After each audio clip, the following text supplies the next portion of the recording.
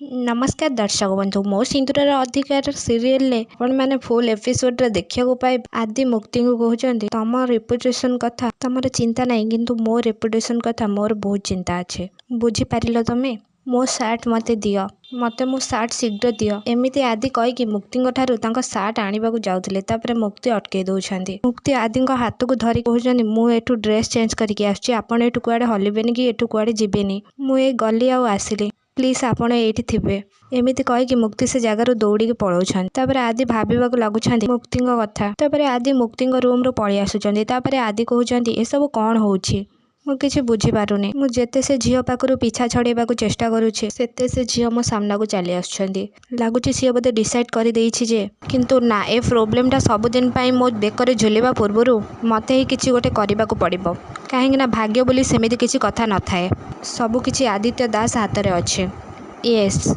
Actually नहीं ए सबु किछि जेजेमा हाथ रे अछि आदि एमिति किछि कहउछंदी तापर मुक्ति ड्रेस चेंज करके आसिला परे कहउछंदी हे देवी माँ तमे मो सहित एमिति काहेकि करूछ भाबिली से ऑफिस छाड़िकी आउ कोठी जॉब करिकी मु टिके शांति रे बंचिबी हेले ना मो भाग्य तो मो पछरे ठेंगा धरिकी बुलुछे जुआड़े गला बेलू से दुष्टदान मो सामने आसिकी ठिया हो पड़ुछे जदि मो भाग्य रे एमिति किछि लेखा अछि ताहले आगु को कौन हबो ए भाग्य ही डिसाइड करिवो तापर मुक्ति भाबुछंदी केते कष्ट रे ए जॉब टा मते मिलिछि मु आको हाथ रू जीवाको देबिनी कि एबे रिद्धि घर को भी फेरिकी जाई परिबिनी हे देवी माँ मत रक्षा कर एमिति कहीकि मुक्ति हाथ जोड़िकी देवी माँ को डाकिबाकू लागुछंती तापर हठात किणी आखि खोलिकी कहउछंती एडी सार हे भगवान मु कौन करिवि एमिति कहीकि मुक्ति तळकू जीवाकू लागुछंती तापर सेपटे ऑफिस रे जने स्टाफ कहउछंती अरे एडी सार कुआडे गले तापर विक्रांत आसिक कहउछंती काहेकि तम एडी सार बिना कौन तमर ऑफिस रे मन लागुनी अरे मु मजाक करूथली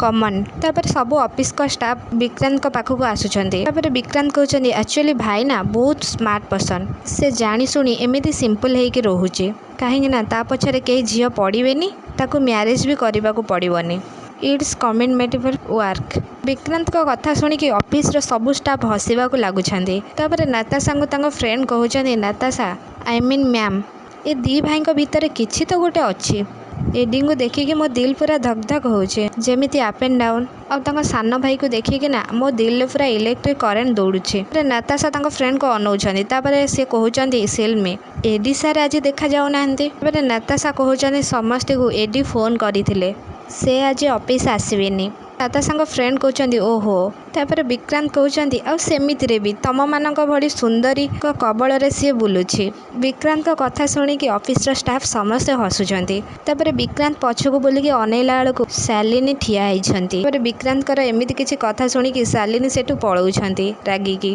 तापर ऑफिस रो समस्त स्टाफ भी निज निज जगह को पळौछंती तापर शालिनी पछरे भी विक्रांत पळौछंती तापर सेपटे तांको घरे आदि बहुत जोर रागिकी तांको जेजेमा पाखरे आसिकी एपट सेपट होउछंती तापर तांको जेजेमा को आदि कहउछंती जेजेमा कौन दरकार थिला तमर ए घर को गोटे सेक्रेटरी आनिबा कौन दरकार थिला जदि भी आनिलो का को आनिलो तमे मुक्ति को I don't believe my self दुनिया रे भी एमिति किछि झियो अछंती एंड यू जेजेमा पूरा ब्रह्मांड रे तुमको आ केही भी मिलिलेनी ना सेइथिपाई तमे तांको ए घर को नहीं आसिलो मते तो थरे पचारि पारि थांत ना किंतु ना तमे मते कौन पाई पचारिबो काहेकि बा पचारिबो मुक्ति को पूर्वरु मो लाइफ रे प्रोग्राम क्रिएट करबा को तो प्रॉब्लम क्रिएट करिवार अधिकार तो तुमको मिली ना काहेकि मते पचारिबो सुनो जेजेमा मु तुमको लास्ट टाइम पाई कहूची मो लाइफ रे इंटरफेयर करबा बंद कर आउ हाँ शुण मोर ए सांगे सांगे मुक्ति को ए जॉब रू बाहर कर आउ हाँ सबुठारु इम्पोर्टाट तांको जणै दियो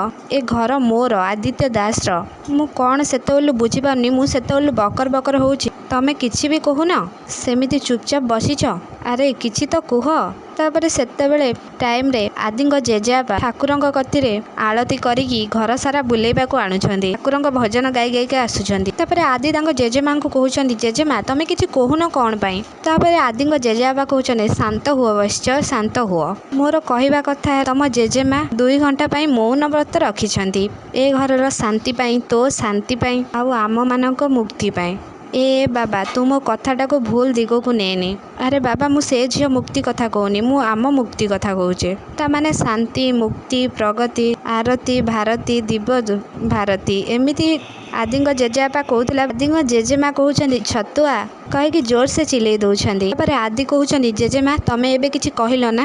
ଜେଜେବାପା ତମେ ଏବେ କୁହ, ଜେଜେମା ତମକୁ ଏବେ କିଛି କହିଲେ ନା? ତମକୁ ଡାକିଲେ ନା ସିଏ? ସତ କୁହ। ତାପରେ ଆଦିଙ୍କ ଜେଜେବାପା ମନା କରୁଛନ୍ତି। ତାପରେ ଆଦି କହୁଛନ୍ତି ସତ କୁହ, ମୁଁ ଏବେ ଶୁଣିଲି। ଓହୋ ଏବେ ମୁଁ ବୁଝିଲି ତମେ ଦି ଜଣ ଏକ ହେଇଯାଇଛ, ରାଇଟ୍। ତାପରେ ଆଦିଙ୍କ ଜେଜେବାପା କହୁଛନ୍ତି 1970 ମସିହାରୁ ବାହାଘର ପରେ ଆମେ ଦି ଜଣ ଏକାଠି ହେଇଯାଇଛୁ। ସେ ମୋର ହେଇଯାଇଛନ୍ତି, ମୁଁ ତାଙ୍କର ହେଇଯାଇଛି। ଏ ବାବା ଆଦିତ୍ୟ, ମୁଁ ତତେ କହୁଛି ତୁ ବି ଏକ ହେଇଯା, ମନ ବଦଳି ଦେ, ମୁକ୍ତି ମିଳିଯିବ। ହଁ। ତାପରେ ଆଦି କହୁଛନ୍ତି ହଁ ଗୁଡ୍ ଆଇଡ଼ିଆ।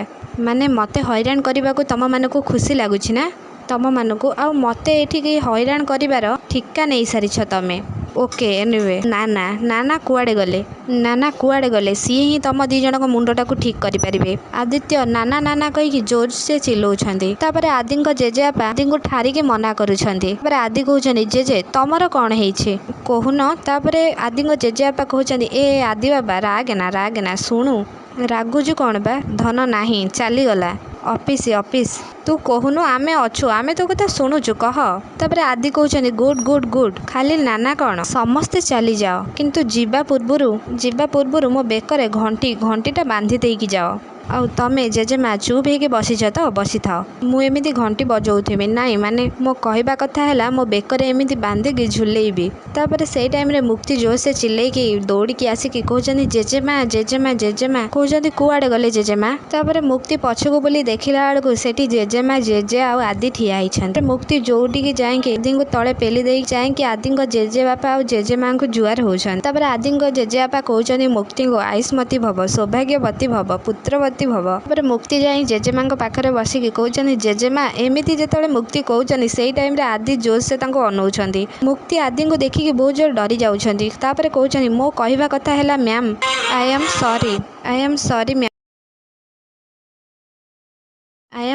ମ୍ୟାମ୍। କଥା କ'ଣ କି ଯେ ମୁଁ ଜାଣିନଥିଲି ଆପଣ ଏଡି ସାର୍ଙ୍କର ନାତି। ନାଇଁ, ଆପଣଙ୍କର ନାତି ହେଉଛନ୍ତି ଏଡି ସାର୍।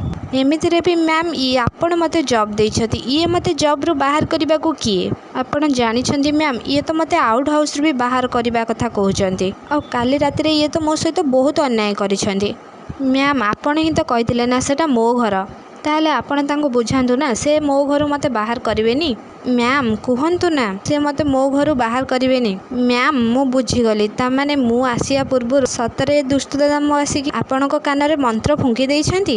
ମ୍ୟାମ୍ ଆପଣ ତାଙ୍କ କଥା ଶୁଣିପାରିବେନି, ଆପଣ କ'ଣ ଜାଣିନାହାନ୍ତି ସେ କେତେ ବଡ଼ ଦୁଷ୍ଟ ଦାନବ? ତାପରେ ଆଦି ମୁକ୍ତିଙ୍କ ଉପରେ ରାଗି ଯାଇକି କହୁଛନ୍ତି କ'ଣ କହିଲ ମୁଁ ଦୁଷ୍ଟ ଦାନବ? ତାପରେ ମୁକ୍ତି ଆଦିଙ୍କ ଜେଜେବାପାକୁ କହୁଛନ୍ତି ଇଏ ତ ଆପଣଙ୍କ ନାତି, ଆପଣ ମୋ ଠାରୁ ଆଙ୍କୁ ବହୁତ ଅଧିକ ଜାଣିଥିବେ। ଏବେ ଆପଣ ହିଁ କୁହନ୍ତୁ ନା ମ୍ୟାମ୍, ନହେଲେ ଏ ଦାନବ ଆଜି ସତରେ ମୋର ବଳି ଚଢ଼େଇ ଦେବ। ତାପରେ ମୋର ଅବସ୍ଥା କ'ଣ ହେବ କୁହନ୍ତୁ ତ? ତାପରେ ଆଦି କହୁଛନ୍ତି ମୁକ୍ତିକୁ ମୁକ୍ତି ଆଜି ନା ତମର ଏ ଡ୍ରାମା ସବୁ ନା କିଛି କାମ କରିବନି। କାହିଁକି ନା ଜେଜେମା ତମ ଲାଲି ମ୍ୟାଡ଼ାମ କିଛି ବି ହେଲ୍ପ କରିପାରିବେନି ତମର।